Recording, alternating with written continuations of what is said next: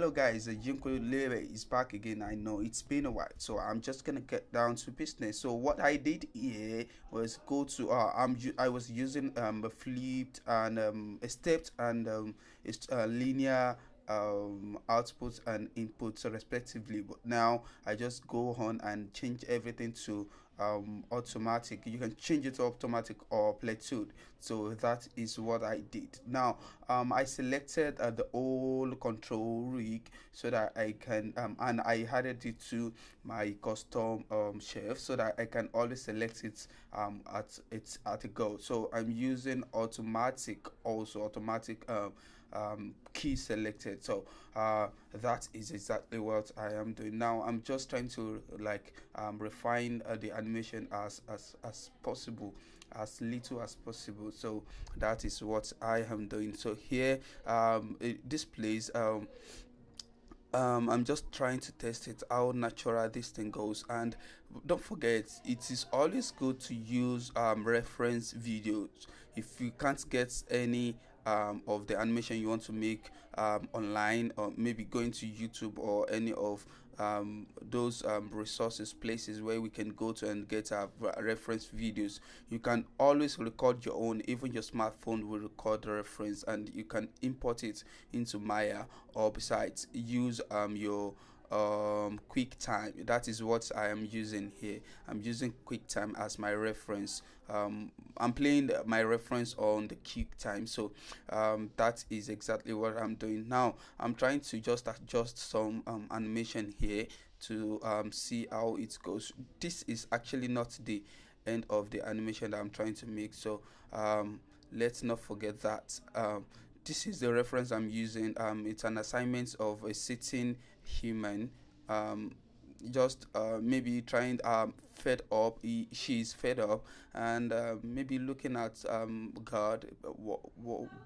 I don't know. So actually, that is just it. So I change. You can see that from the kick time, it is reading in frames. So I change it from time to frame, so we can know that okay, at this particular frame, this is the pose I have. So I can set it there myself and then go forward to the next pose. So that is exactly what I'm doing. So you can see I selected the whole joint and key it. When you select the whole control, you can press S to key that position even before you start editing it. So you can see now this is 66 frame, and that is the pose I want to simulate on my own animation too. So I can go now to the next frames, maybe saying 78.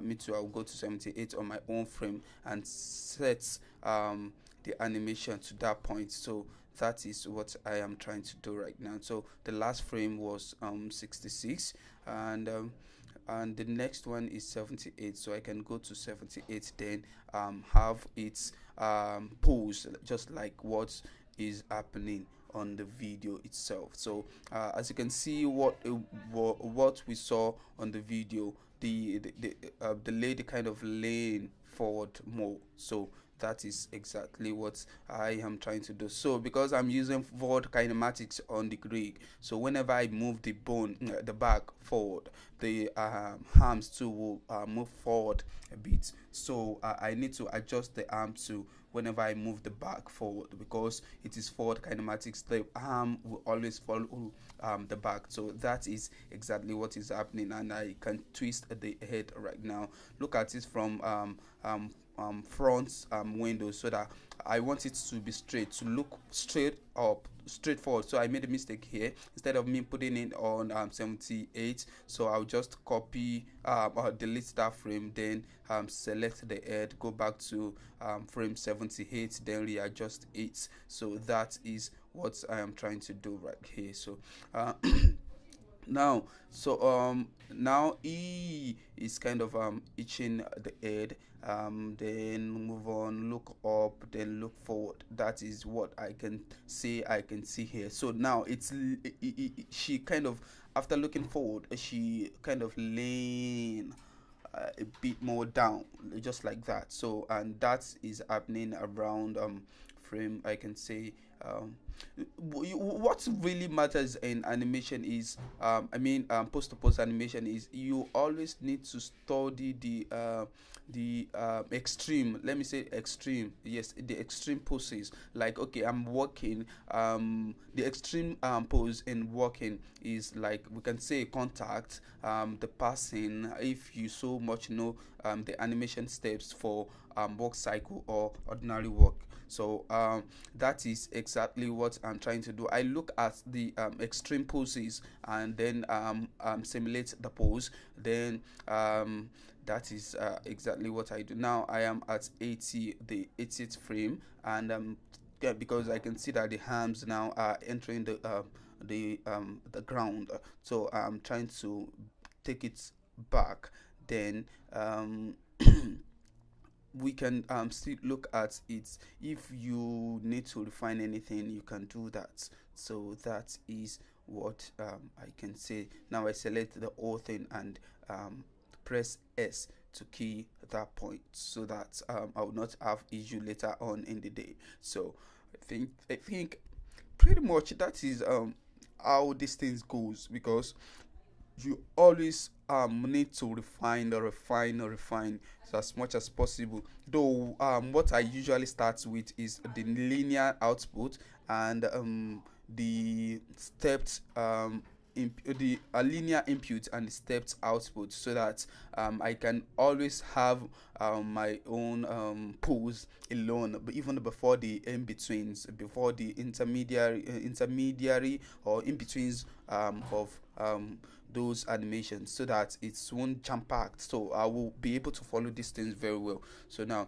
the next frame now is 98, and it's more like the 65th frame, so that I can always, you can copy and paste animation. Let's say the guy was leaning down from the 60 frame 60, and you get to like 99 or frame 80 something above the 60, and the guy still do the same pose he did from the last frame, or from that 60 something frame. So what you can actually do is go back to that initial frame, then right click on it, copy it, then go back to where you want it to have the same pose as that of the one you just copied, and then paste it there. So it is as simple as that. Another thing you can do is middle mouse from the initial frame, the frame you want to copy, then middle mouse drag to where you want to paste it, and then voila, you'll be having the same pose as that of the one you copied. It is as simple as that. So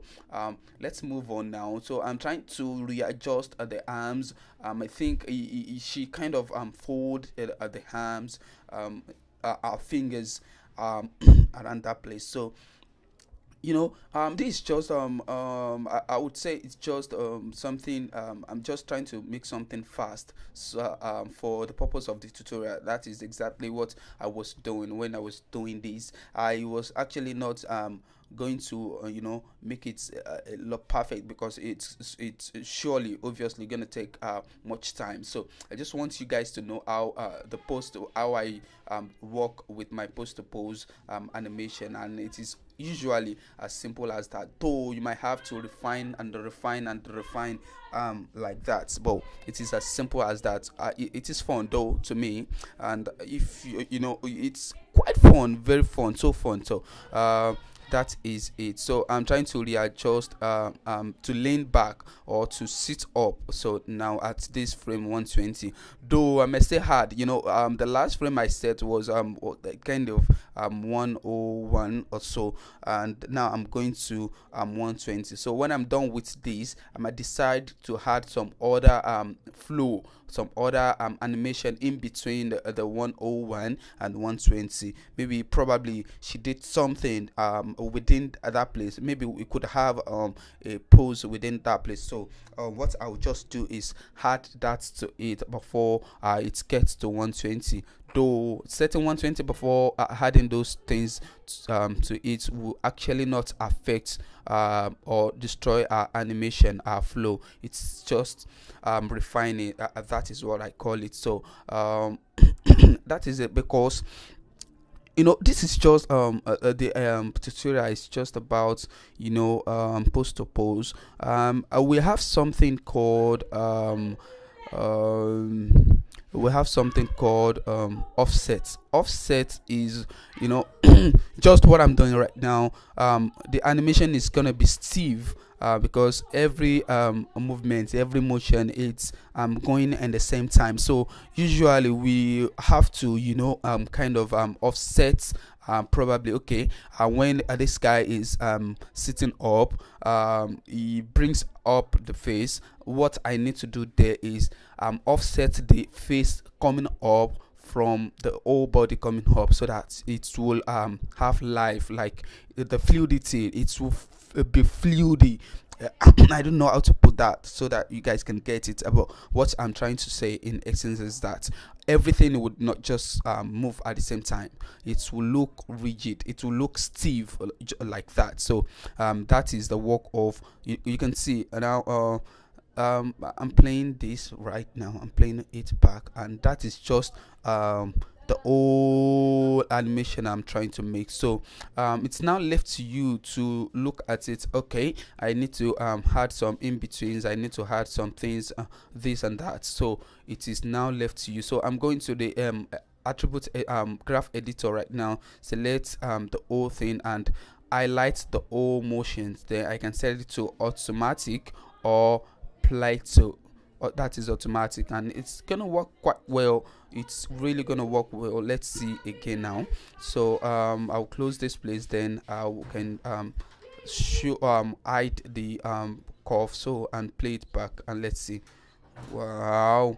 So that is pretty much how to do this, though. Like I said, you can add some in-betweens, and I think I added some in-betweens to from 102 to 120, or 101 to 120, because he's just standing up just like that, and I wanted him to have this pose quite earlier, before 120 frames. So I can just middle drag to 114 or so, then go back to that place, select the whole curve, then press S to kind of paste it on that frame, so that, yes, you can see I just pressed S now and paste it, so it will come earlier, before 120. So you can see I have the pose before 120, and it will be stiff. It will be on the stationary throughout before it gets. Let me say unhide the curves, so that we can see what we want to select, how we want to do it. Here I want to fold this wrist, or let me say the finger. I want to offset it to that place. You can see how I offset it right now. So I just middle mouse from 115, because I had the pose there. I middle mouse it to 107, so that it will be folding the finger from there. That is how I call offset. You can actually offset from here, and you can offset from the graph editor. It's still the same thing. It's thoughts. It just depends on your own preference, how you love to work, and maybe based on the situation of what is actually happening within the animation. You get that is exactly what I'm trying to say. Now it was he was folding the arm, the whole arm. It was actually pointing at 120, even though this part of animation is not in the reference I was using, but actually I wanted him to have that pose, so that you can see it now. You can see the flow back on that. So that is pretty much all I have for you now. So like I used to make animations. I used to make tutorials on probably let's say modeling, dynamics and all that, and usually it's always about plugins, but now I'm going into animation more. So thank you so much, guys, for watching this tutorial. I hope you're enjoying it, and we shall see it again.